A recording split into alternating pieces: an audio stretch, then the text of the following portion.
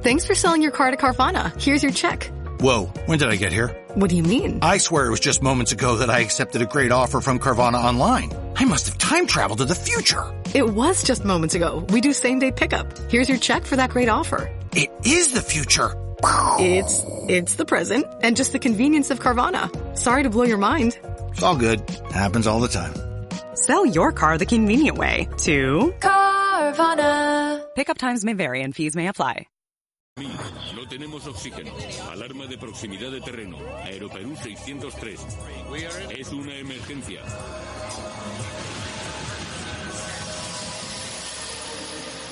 Esta es una historia verídica. Las reconstrucciones de los hechos están basadas en una transcripción original de un control de tráfico aéreo. Debe tratarse de una de las historias de aviones más sorprendentes de todos los tiempos, y todavía cuesta creerla. Un avión lleno de pasajeros fuera de control a 5.182 metros de altitud, y él con el piloto enganchado fuera del aparato. En la cabina, 3 aterrados auxiliares de vuelo le sujetan por las piernas. Mayday, Mayday, Mayday. A los mandos del aparato, un joven copiloto lucha por conseguir llevar el avión al aeropuerto más cercano. Mayday, Mayday, Mayday. Las vidas de los 87 pasajeros y la tripulación penden de un hilo. Muchas personas pasan su vida pensando, esto nunca me sucederá a mí, pero saben que sí les puede pasar. Lo sabía, Dios. Sabía que iba a morir. Este extraño accidente puso a prueba los límites de la supervivencia humana, y la investigación posterior no solo aireó los errores que había detrás, sino que también llevó a idear nuevos modos de evitarlos. Catástrofes aéreas. Explosión en la cabina.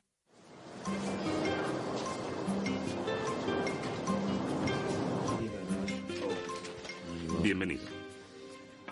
Para la tripulación del vuelo de British Airways entre Birmingham y Málaga, el 10 de junio comenzó como un día cualquiera.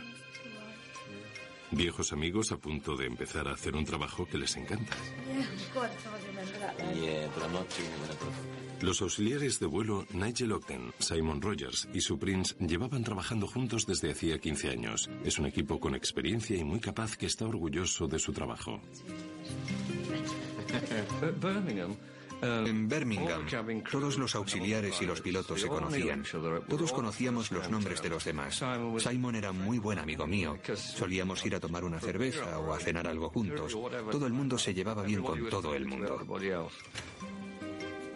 El único miembro del grupo es Alastair Hutchison, un experimentado copiloto que acababa de llegar de Manchester aquella mañana.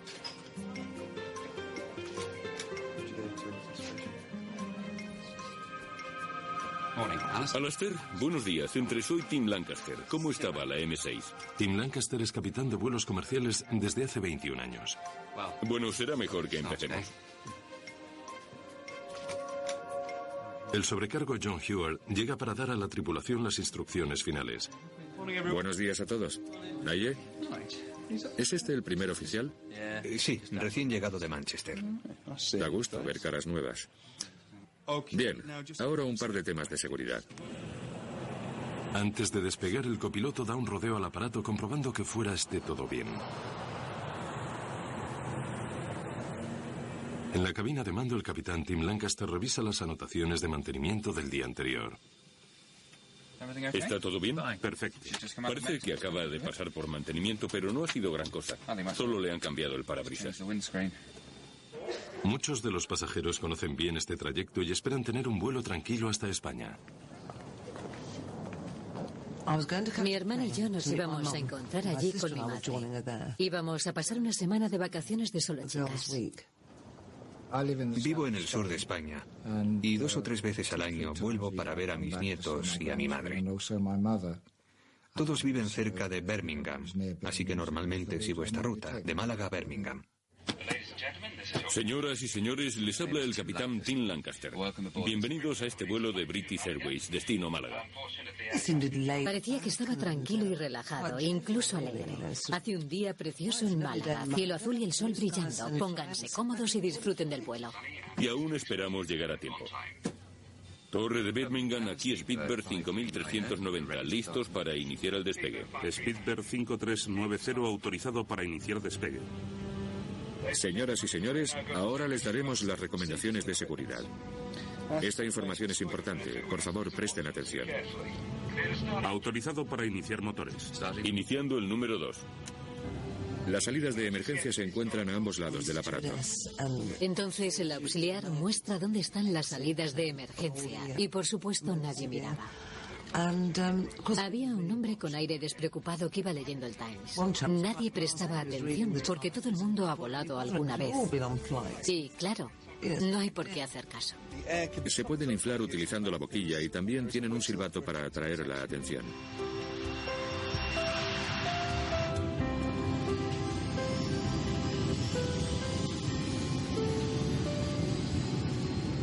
knots. 80 nudos.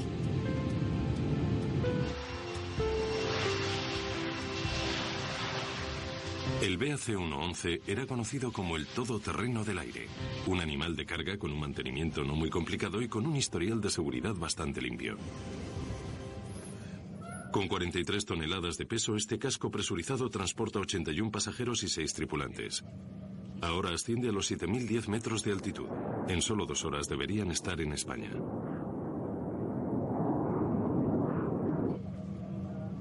Solo una catástrofe podría hacerlo bajar de los aires. A los 2 minutos de haber comenzado la ascensión, los pilotos ponen el piloto automático. Tim Lancaster se suelta las correas de seguridad y se relaja.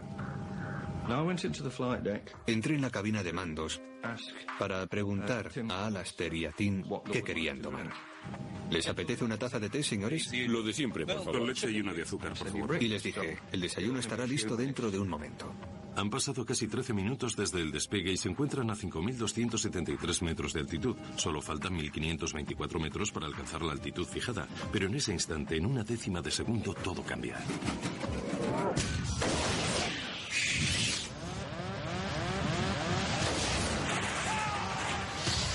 Con una gran explosión, el parabrisas del capitán desaparece en el aire. Casi inmediatamente se forma una niebla blanca. Una especie de explosión realmente intensa de esas que te golpean en el estómago y te hacen temblar el cuerpo.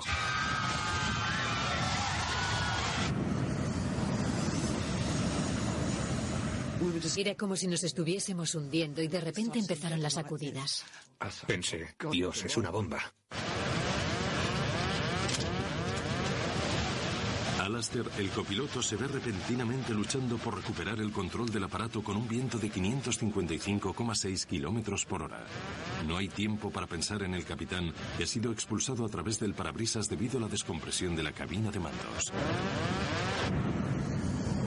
Las ráfagas de aire clavan al capitán Lancaster contra el techo.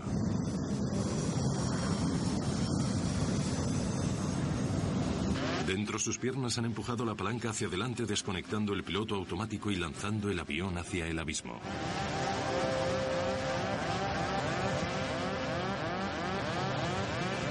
Alastair Hutchison necesita toda su experiencia de vuelo en esta ocasión. Está solo. El cuerpo del capitán está pegado al exterior del aparato que se precipita desde los 5.182 metros de altitud. Los reguladores están obstruidos, aumentando la velocidad hasta casi los 629,7 kilómetros por hora. El copiloto Alastair Hutchison tiene que encargarse de la situación. Mientras lucha por recuperar el control del aparato, el auxiliar de vuelo Nigel Ogden ve cómo su capitán está siendo absorbido fuera del avión. Entonces miré y vi cómo la puerta de la cabina de mandos estaba encima de los controles. Todo lo que podía ver era a Tim fuera de la ventana. Salté hacia adelante y apoyé un pie en el del capitán. El otro estaba al lado de su asiento y lo sujeté antes de que se saliese por completo. Nigel Ogden mantiene al capitán sujeto luchando por su vida. Fuera, una ráfaga de aire de 629,7 kilómetros por hora a 17 grados bajo cero golpea el cuerpo de Tim Lancaster. El tornado que se origina en la cabina de mandos le está dando a Hutchison bastantes problemas. Mayday, Mayday, Mayday. Londres, aquí es Skipper 5390. El control de tráfico aéreo puede oír sus gritos pidiendo ayuda, pero la tormenta que se ha originado en la cabina se lleva las respuestas. Los pies del capitán todavía están apoyados contra la palanca y Alastair intenta hacerse con el control. Está pilotando entre las corrientes de aire más fuertes del mundo con el peligro añadido que supone una colisión.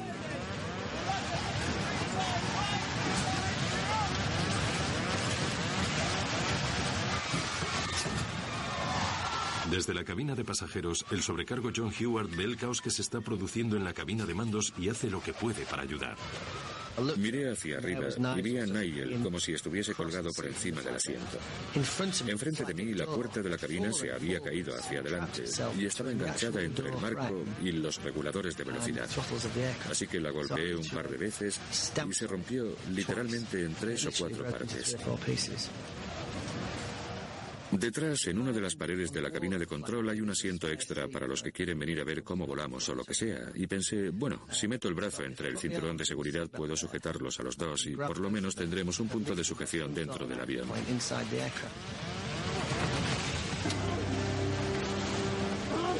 Alistair, que nunca antes había volado con esta tripulación, tiene que dejar que se las arreglen solos para centrarse en controlar el aparato.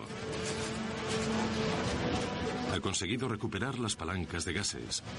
John y Nigel han conseguido desencajar los pies del capitán de la palanca. Pero en vez de reducir la velocidad, Hutchison decide continuar el rápido descenso. Esto le apartará inmediatamente de la ruta de cualquier otro vuelo y alcanzará una altitud menor, donde no necesitarán las máscaras de oxígeno. Este aparato es demasiado antiguo y no está equipado con el suficiente oxígeno para todos los pasajeros.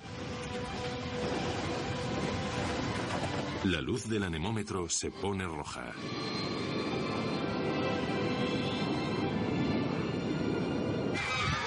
Posición de emergencia. Las manos cubriendo la cabeza, todos en posición de emergencia. Abróchense los En la cabina de pasajeros, los otros dos auxiliares, Sue Prince y Simon Rogers, intentan preparar a los pasajeros para lo que en el peor de los casos será un aterrizaje de emergencia. PA 5390, Mayday, Mayday, Mayday, emergencia, despresurización. Descienden 3.353 metros en solo 2 minutos y medio, pero a medida que se estabilizan y reducen su velocidad a 301 kilómetros, el capitán deja de estar sujeto contra el techo y se desliza a un lado del avión. Emergencia, despresurización, radar señala 195, descendemos a nivel de vuelo 100. Esforzándose por llegar desde la parte de atrás del aparato, el auxiliar de vuelo Simon Rogers consigue ver el desastre que se ha producido en la cabina de mandos. Cuando el avión consiguió alcanzar un cierto equilibrio, Simon vino desde la parte de atrás. A Nigel empezaban a dolerle los brazos y yo sabía que no le iba a soltar hasta que no estuviese completamente seguro de que Tim no iba a salir volando por la ventana. A todos se nos veía el miedo en los ojos. Estábamos terriblemente preocupados. Pensábamos que o Tim moriría o nosotros moriríamos. Es lo único que se me pasaba por la cabeza. Pero estaba todo en manos de Alistair y también en las nuestras. Simon, John y yo teníamos que aguantar hasta el final. Mayday, Mayday, Mayday. Todo lo que recuerdo es ver cómo se agitaban los brazos de Tim. Parecía como si midiesen más de 1 metro. Nunca lo olvidaré. Cómo tenía los ojos abiertos de par en par. Tenía la cara pegada contra la ventanilla lateral, pero ni siquiera pestañeaba. Le dije a John, creo que está muerto. Creo que está muerto. Tú y Simon vais a tener que aguantar. Yo ya no puedo más. No siento los brazos. Decidimos poner a Simon. Le dije a Simon, siéntate en ese asiento y átate a él.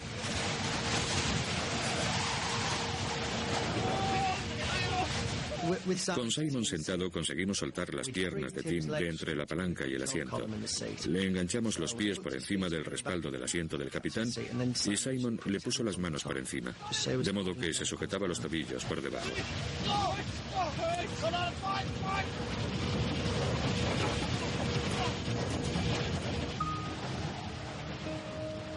Simon y Alistair tienen que hacer frente a una de las decisiones más difíciles de su vida.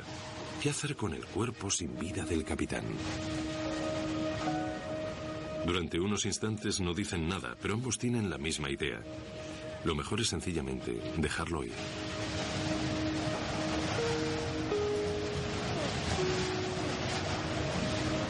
¡No! Sujétalo, por favor. Pero la orden de Alistair no es un mero acto de compasión. Si hubiesen soltado el cuerpo en la posición en la que se encontraba, este se podría haber desplazado hacia la zona superior del ala y podría haber dañado el borde de ataque. Si hubiese pasado por encima del ala, podría haber entrado en el motor. El liberar el cuerpo suponía provocar unos daños considerables. Creo que el mantenerlo donde estaba fue la decisión más sensata que podían haber tomado. Alistair ha conseguido descender a los 3.353 metros. Sin la ayuda del capitán, está manejando los controles del avión de memoria y guiándolo alrededor de Heathrow, uno de los espacios aéreos más congestionados del mundo. Después de 7 minutos sin contacto con el control de tierra, consigue oír la voz del control de tráfico aéreo por primera vez.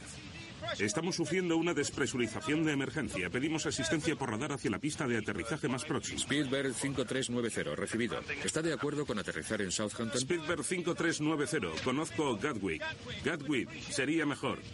Alistair quiere aterrizar en el aeropuerto de Gatwick, ya que ha volado a este destino en muchas ocasiones. Pero Southampton está más cerca y aunque nunca ha estado aquí antes, sabe que tiene que descender rápidamente. Estoy a 150 nudos. Pido asistencia por radar para entrar en Southampton. Todos los mapas y rutas han salido volando con el capitán y solo el controlador aéreo puede guiar a Hutchison. Vira hacia Southampton.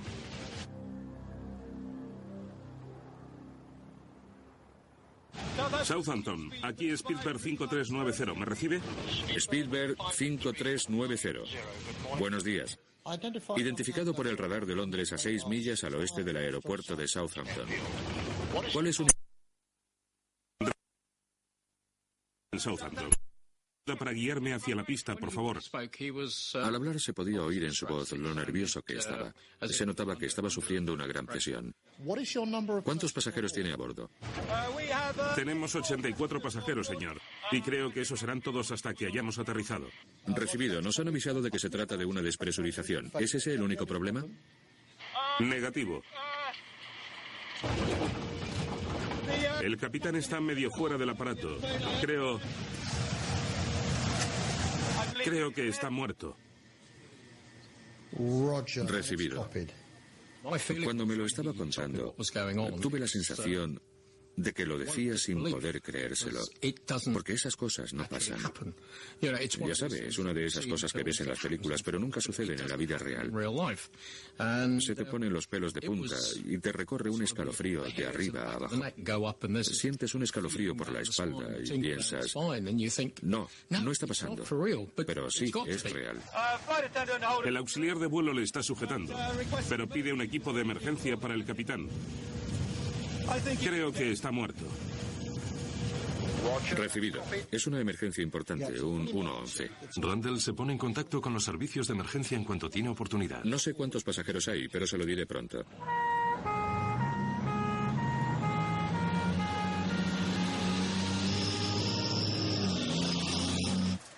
¿Puede confirmar que la longitud de su pista en Southampton es la requerida para un 111? Sí, es aceptable para un 111. Le daré todos los datos en un momento. Mientras tenga por lo menos 2.500 metros, me daré por satisfecho. Lo siento, pero no tenemos 2.500 metros. Y tampoco en Bournemouth. Tenemos un máximo de 1.800 metros.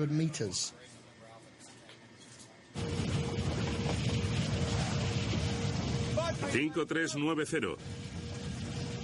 Está bien. Hutchison está preocupado porque el avión sobrepasa el peso máximo para el aterrizaje, ya que el depósito está lleno de combustible para el viaje a Málaga. Si la pista no es lo suficientemente larga, tendrá todavía más problemas. Fuese porque el avión se podría parar en la pista, o porque los neumáticos podrían reventar, o porque quizás se saldría de la pista. Era evidente que estaba preocupado cuando pidió los 2.500 metros. 5390. Muchas gracias. Tenemos el tren delantero bajado y flap 45. Así que estamos preparados para la aproximación. Pero por favor, que sea lo más suave posible.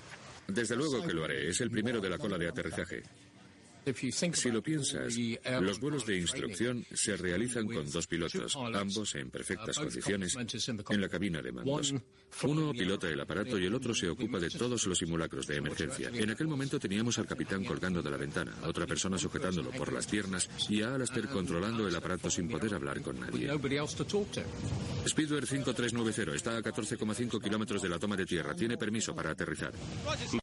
Señor, no deje de hablarme. Necesito toda la ayuda que me pueda dar. Recibido. Tendrá que ser capaz de parar el avión en la pista y evacuarlo allí mismo.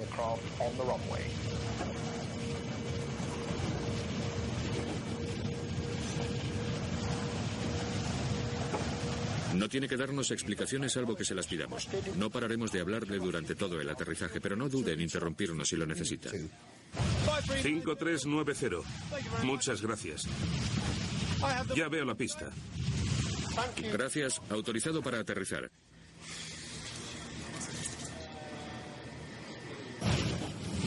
...32 minutos después del despegue con 81 pasajeros, el depósito casi lleno de combustible y con el capitán que ha salido volando por el parabrisas, Alastair Hutchison inicia el aterrizaje más difícil de toda su vida.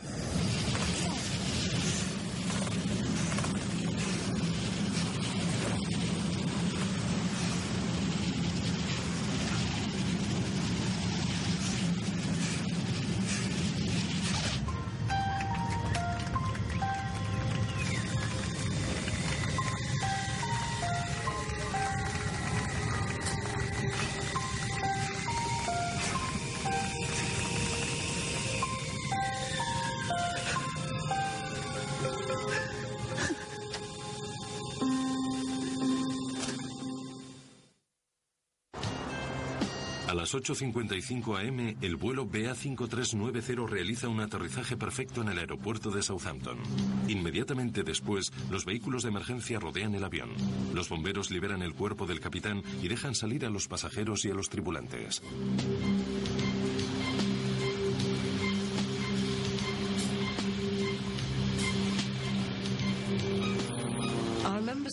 Recuerdo ver al copiloto, el hombre gracias al cual ahora estamos aquí. Lo vi caminar por la pista muy despacio, agitando la cabeza, con uno de los responsables de las ambulancias caminando a su lado, rodeándole por los hombros con su brazo. Y el copiloto negaba con la cabeza, como si... Lo recuerdo con claridad, no sé por qué, pero es algo que recuerdo perfectamente. Alastair Hutchison acababa de realizar una proeza aérea casi sin precedentes en la historia de la aviación.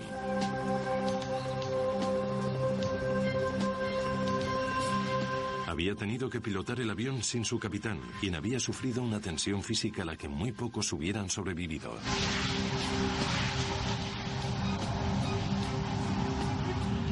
Creo que nadie espera verse en unas condiciones tan extremas.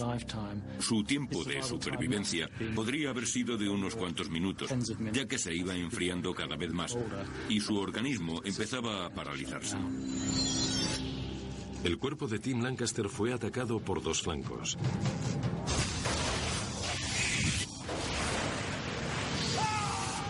Por un lado, la violencia física que sufrió su cuerpo al ser expulsado del avión, y por otro, el frío extremo y la falta de oxígeno a 5.182 metros de altitud. Cada 305 metros la temperatura corporal desciende 2 grados centígrados. Así pues, la temperatura del exterior del aparato debía rondar los 17 grados bajo cero. Las frías corrientes de aire también provocaron que su cuerpo perdiese calor con rapidez. Se habría deslizado primero a un estado de semi-inconsciencia y luego a la inconsciencia. A medida que su temperatura corporal fuese cayendo, habría terminado muriendo debido al frío excesivo. A pesar del traumatismo sufrido por el cuerpo del capitán Lancaster, la historia todavía iba a sufrir otra vuelta de tuerca. Solo he estado aquí una vez, hace 10 o 15 años. En los alrededores de Oxfordshire, John Hewer y Nigel Ogden visitan a uno de los miembros de la tripulación con el que compartieron aquella experiencia tan terrible. Ahí está. Hola, chicos. John, encantado de verte. ¿Qué tal va? Me alegra verte. Nigel, pasad. El capitán de aquel funesto vuelo, Tim Lancaster, sobrevivió de algún modo a esta aterradora ordalía. No hubo víctimas mortales en el vuelo BA5390.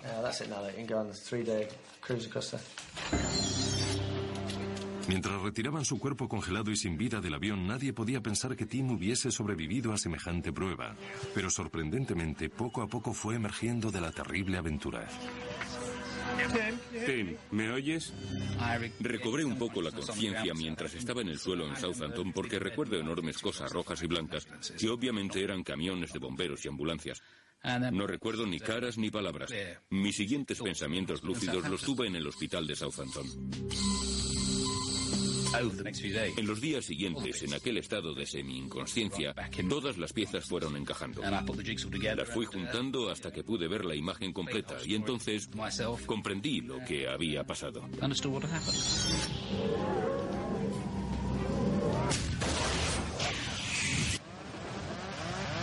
Hubo una explosión muy fuerte y el ruido del aire mientras se escapaba.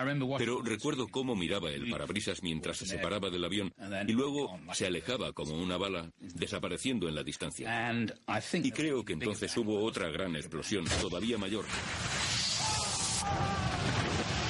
Y me di cuenta perfectamente de que me iba hacia arriba. Y entonces todo se convirtió en algo surrealista. Me daba cuenta de que estaba fuera del avión, pero ni siquiera me importaba mucho. Lo que mejor recuerdo es que no podía respirar porque estaba frente a la corriente de aire. Me giré y mi cuerpo se giró por completo. Era como si mirase hacia la parte de atrás del avión. Y en ese momento conseguí respirar. Recuerdo el ver la cola del avión. Recuerdo cómo giraban los motores y a partir de ahí ya no recuerdo mucho más. Mi memoria se pierde en ese punto. Estuve allí el año pasado y han cambiado el aeropuerto. Me alegro de haber sujetado a Tim porque estaba vivo. Es un hombre muy fuerte. Tiene que serlo para haber sobrevivido a todo aquello. Yo no lo hubiera logrado.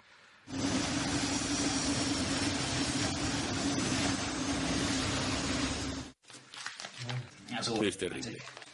Sí, lo es. La historia de supervivencia de Tim casi se podría considerar un milagro. Se había salvado de la muerte por cuestión de minutos. Al pilotar el avión, Lester Aitchison le salvó la vida. Su rapidez de reflejos al llevar el avión de vuelta a tierra en solo 22 minutos salvó a Lancaster de morir. Por pura casualidad, los traumatismos físicos que había sufrido eran limitados. Una fractura en el brazo y la muñeca izquierda, el pulgar izquierdo roto, algunas heridas, síntomas de congelación y estado de shock. Sorprendentemente, en 5 meses Tim Lancaster se había recuperado por completo y estaba volando de nuevo. Speedbird 5390, Mayday, Mayday. Desde luego, el capitán no fue el único que pasó por esta aterradora experiencia. Luchar con los controles mientras un tornado arrasa la cabina de mandos es algo que los pilotos comerciales no aprenden en las academias.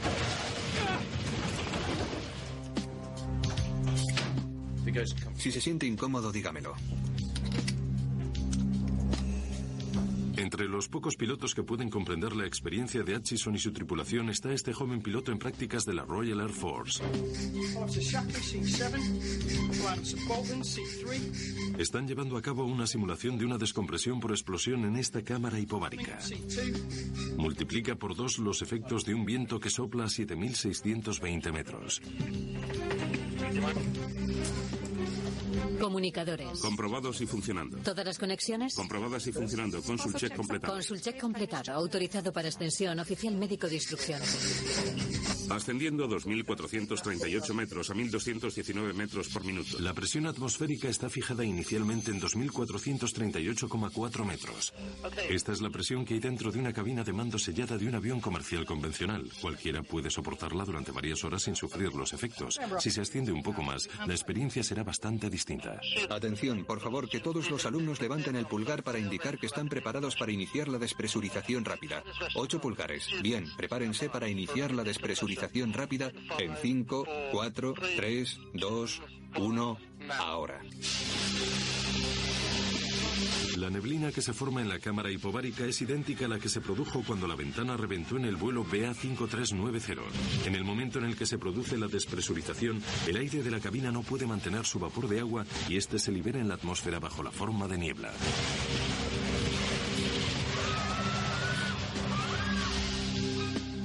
La altitud de la cámara está estabilizada en 7.620 metros. El High Hall está en marcha. Pueden comenzar el entrenamiento hipóxico. Bien hecho. Voy a comenzar el entrenamiento con los alumnos 7 y 8. Confirmado 7 y 8. Una vez que la niebla ha desaparecido, se empieza a notar la falta de oxígeno. Perfecto. Empiezan a copiar estas imágenes en el margen derecho. Al no tener oxígeno, al principio vemos cómo se reduce su rapidez de reacción y también observamos alteraciones de la personalidad. Algo similar a lo causado por una intoxicación etílica. Mira lo feos que son tus compañeros. Fíjate bien a ver si se vuelven más guapos durante la hipoxia. Vemos cómo los alumnos ejecutan cada vez peor las órdenes. Sus pensamientos se ralentizan y su velocidad de reacción es cada vez más lenta, hasta que empiezan a mostrar lapsos de concentración y se deslizan hacia la inconsciencia y finalmente hacia la muerte si no se restablece el suministro de oxígeno. La sangre deja de transportar tanto oxígeno. En lo que consiste todo esto es en experimentar los síntomas a nivel personal y en que los demás observen esos síntomas.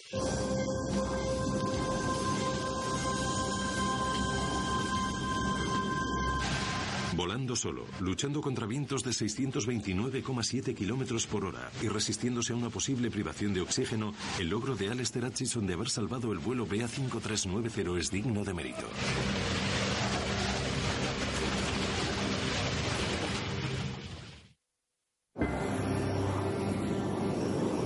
Mientras la crisis se estaba desarrollando, los inspectores de accidentes ya se apresuraban hacia Southampton para encontrar una explicación. En la pista del aeropuerto de Southampton comienza la búsqueda de pistas. La investigación inicial no muestra ninguna deformación en el marco del parabrisas, así que esto descarta cualquier problema de la estructura. El hecho de que no haya fragmentos del cristal también descarta el golpe de un pájaro.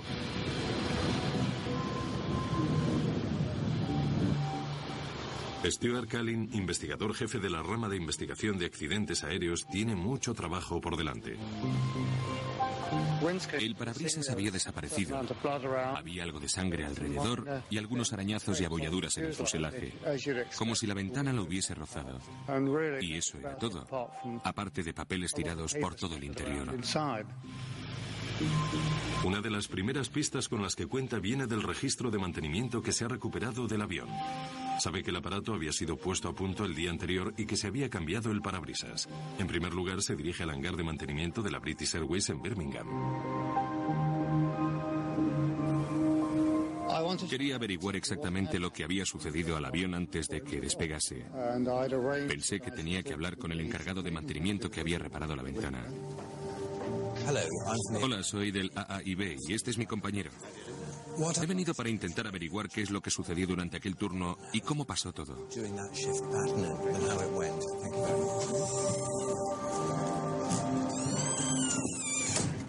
¿Vieron algo en la ventana que les llamase la atención? ¿Alguna marca producida por la presión o algo así? Mi primera conversación con el encargado de mantenimiento fue bastante general, ya que hasta aquel momento no habíamos obtenido ningún indicio relevante. ¿No dejo que nadie más lo comprobase por usted? Stuart, tienes una llamada. Entra, por favor. Bien. ¿Le importa que coja esto? Vuelvo ahora. Contesté a la llamada. Eran noticias sobre el parabrisas que tenían en Didcot. Habían encontrado cerca de 30 tornillos. El diámetro de la mayoría de ellos eran una talla más pequeña de lo que debería ser. Se trataba de un error fatal. En algunos aviones los parabrisas se montan desde el interior utilizando la presión interna de la cabina de mandos para mantenerlos en su lugar. Pero en el 111 el parabrisas se atornillaba desde el exterior. Cualquier defecto de los tornillos puede hacer que la presión de dentro del avión reviente el parabrisas. Parece que Callin no ha tardado en encontrar el error y al culpable. Tengo algunas noticias y creo que no son muy importantes. Mis compañeros que se ocupan de los tornillos dicen que aquellos no eran los adecuados. Tenían un diámetro equivocado. No puede ser. Son exactamente los mismos tornillos que yo cogí de allí. Es un profesional. Es muy cuidadoso con lo que hace. Vela por los intereses de la compañía y de repente le dicen que ha montado un parabrisas con tornillos del tamaño equivocado. Se queda completamente trastornado. Se lo puedo mostrar. Le puedo enseñar los tornillos que cogí de ahí. Dijo algo como: los tornillos viejos se tiran en recipientes que hay en el hangar, refiriéndose al hangar en el que trabajaba y que quizás todavía estaban por ahí. Nos dirigimos inmediatamente a los recipientes y encontramos cerca de 80 tornillos descartados. Aquí. Tienen que estar aquí dentro, es donde los meto. Estos son los tornillos. ¿Son estos con los que comprobó los nuevos? Sí. ¿Los cogió del expositor? Una prueba muy buena, inmejorable en lo que a mí se refiere. Bien, apartaré estos.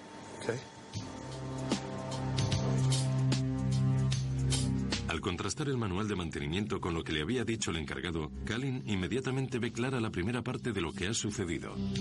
Sabe qué es lo que ocurrió la noche anterior, cuando se cambió el parabrisas del BAC 111. Repasamos uno por uno todos los pasos que se habían dado y nos dimos cuenta de que había cerca de 13 anomalías en todo el proceso anterior al montaje de los tornillos. Si se hubiesen fijado en algunos de ellos, la secuencia de errores no habría continuado y el accidente no se habría producido.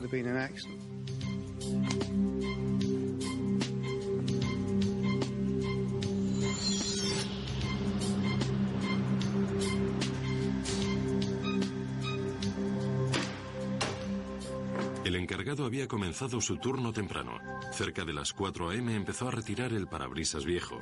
El hangar estaba lleno y por eso se había desplazado el avión contra la puerta del hangar, lo que hacía difícil el poder alcanzarla. El encargado tuvo que estirarse por encima del fuselaje y no podía manejar correctamente el destornillador. El parabrisas que había retirado también se había fijado con tornillos de un tamaño equivocado, pero todavía podían sujetarlo, y estuvieron intactos durante 4 años. Pero se trataba de un hombre muy concienzudo, y mientras montaba el parabrisas decidió sustituir los tornillos viejos por unos nuevos. Decidió no consultar el catálogo de piezas para comprobar cuál era la que iba a necesitar. En vez de eso, se dirigió directamente al almacén. Buenos días. Buenos días. Una vez allí, buscó y comparó a ojo los nuevos tornillos con los que había retirado del parabrisas.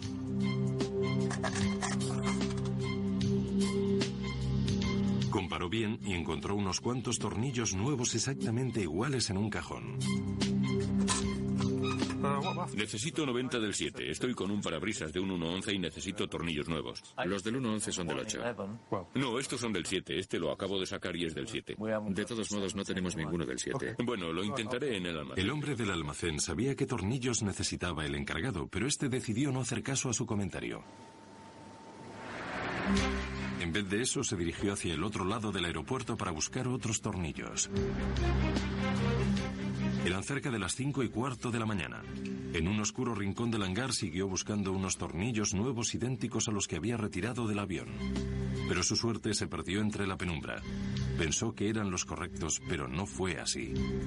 Eran unas centésimas menores de los que necesitaba.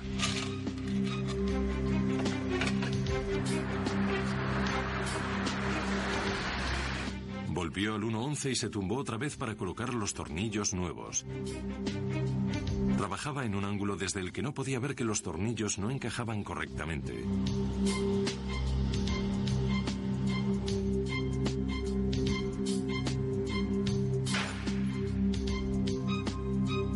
Cuando salió de su turno a las 6 de la mañana había conseguido acabar su trabajo a tiempo. El avión estaba listo para dejarlo en manos del capitán Lancaster y su tripulación. Pero en realidad lo que dejaba atrás era un desastre a punto de desencadenarse. A la mañana siguiente el 111 se encontraba a 5.273 metros. La diferencia de la presión estática entre el casco sellado del aparato y la fina atmósfera aumentaba rápidamente, acercándose a la media tonelada por metro cuadrado que alcanzaría los 10.670 metros. Esta presión solo necesitaba encontrar un punto débil, y lo encontró. Para Kalin, descubrir lo que sucedió aquella noche es solo el primer paso. Nadie le había ocultado nada, pero sabe que tiene que ir más allá para comprender las razones que se esconden tras esta terrible cadena de acontecimientos. ¿Por qué el encargado hizo lo que hizo? Y si esto es un incidente aislado o el síntoma de un problema más grave. La investigación de un accidente, por supuesto, en aviones tiene 2 fases. La primera parte consiste en averiguar qué es lo que ha sucedido, lo que es relativamente fácil. La segunda parte es averiguar por qué ha sucedido. ¿Por qué el encargado ignoró el procedimiento? Pasó por encima de los manuales técnicos e hizo caso omiso de un consejo útil. La búsqueda de respuestas de Kalin era en cierto modo revolucionaria. Al hablar con la gente sin avisarles, veíamos que conseguíamos más información, porque se sentían libres para hablar. Al advertirles, formalmente pensábamos que algunos no iban a decir nada. ¿Un café? Sí. ¿Qué tal el día? En lo de siempre. Decidieron hablar con el encargado lejos del hangar, en una confortable habitación de hotel. Bien, gracias por haber venido. Para comprender desde dentro los métodos de los encargados de mantenimiento, Kalin hace algo que nadie había hecho antes. Acude con un psicólogo experto en ciencias del comportamiento. ¿Normalmente está el avión en el hangar cuando hace eso?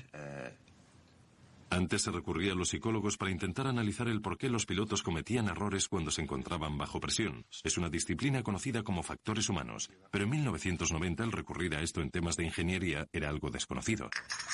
Quería enfocarlo desde lo que realmente es el terreno de la psicología.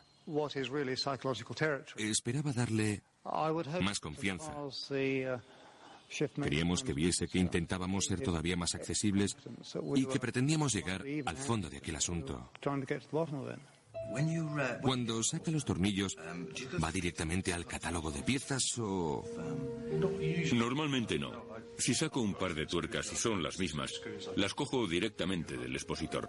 Bien, cree que es mejor hacerlo a ojo. En ese caso era más fácil hacerlo así, con los tornillos que había sacado. Sí, porque eran los mismos tornillos que había cogido. Iba a meter otros iguales, no había ninguna diferencia. Y si había salido bien otras veces, esta vez también serían los adecuados. Sí, solo era cambiarlos por otros iguales. Y además había volado. Estábamos horrorizados por el hecho de que admitiesen aquello ante nosotros, porque al fin y al cabo era una visita oficial, entre comillas, e incluso estaban algo orgullosos de lo que decían. Pensamos que esas prácticas eran algo corriente y lo habían mantenido en secreto. Si hubiese ido a comprobar en el ordenador qué tornillos necesitaba y cómo tenía que montarlos, hubiera tenido bastantes posibilidades de no haber estado volando cuando debía. Bien. Entonces, cuando hace su trabajo, como trabajador experimentado, puede que no siempre siga el manual, como haría alguien nuevo. No, normalmente no. Llevamos años haciendo esto y si tuviésemos que seguir los manuales, cada trabajo llevaría el doble de tiempo. Así que creyó que era mejor confiar en su experiencia antes que en los conocimientos del encargado del almacén. Bueno, sé lo que hago. Había sacado tornillos del 7 y volví a meter tornillos del 7. No es tan difícil. Lo único que querían era acabar cuanto antes. Tenían mucho trabajo y todo se hacía de noche. A menudo tenían mucho más trabajo del que podían hacer sensatamente. Habían ideado ciertos trucos para poder acabar lo más rápido posible. Los investigadores nunca habían redactado un parte de accidente como este. Al contar con la ayuda de un psicólogo, Kalin desarrolló un novedoso método para utilizar los factores humanos para explicar por qué ocurrió el accidente. Encubrían ciertos factores de presión que se daban en el hangar que provocaban que un trabajador normalmente eficiente cometiese errores letales, mientras creía que hacía lo correcto. Este enfoque psicológico llevó la prevención de accidentes aéreos a un nuevo nivel. Como consecuencia de esta investigación, puede que otros no tengan que pasar por la misma terrible experiencia.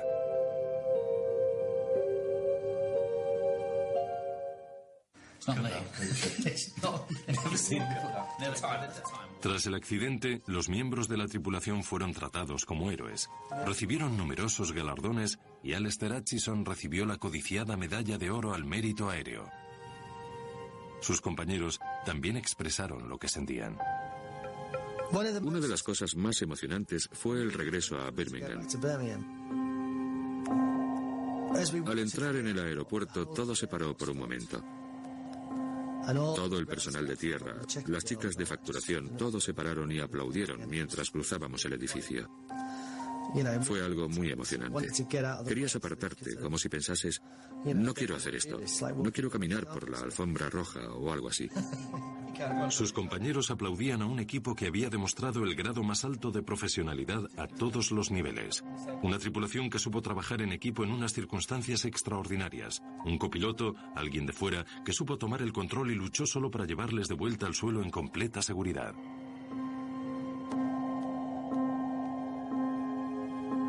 Tim Lancaster comenzó a volar de nuevo con la British Airways solo 5 meses después del accidente. Ahora ha dejado esa compañía, pero le sigue gustando tanto volar que ahora trabaja con otra aerolínea. Y pues el día que volví a volar fue un día muy especial. Decidí que eso era lo que iba a seguir haciendo y que iba a hacer un esfuerzo. El resto fue más fácil. Para Nigel, el hombre que acudió en ayuda de Tim y le mantuvo sujeto a la vida, el impacto de aquel día fue mucho más profundo.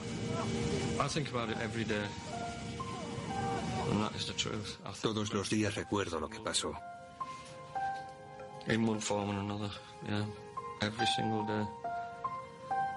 Sé que me afectará durante el resto de mi vida.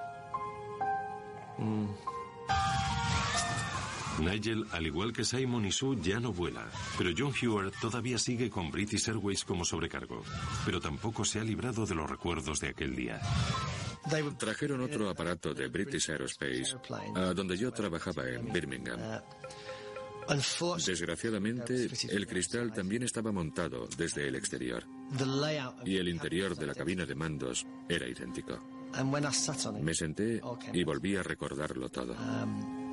Debido a eso he vuelto a trabajar en Heathrow y piloto vuelos de larga distancia porque esos aparatos son completamente distintos del 1-11. Alistair Hutchison, que todavía vuela con la British Airways, decidió no tomar parte en este reportaje. Cada miembro de la tripulación recordará la experiencia de diferentes maneras, pero todos comparten la misma idea. Aquel día no salieron sus números. Tim lo ha explicado muy bien. Nuestros nombres estaban en la lista, pero estábamos entre los primeros. Creo que tiene razón.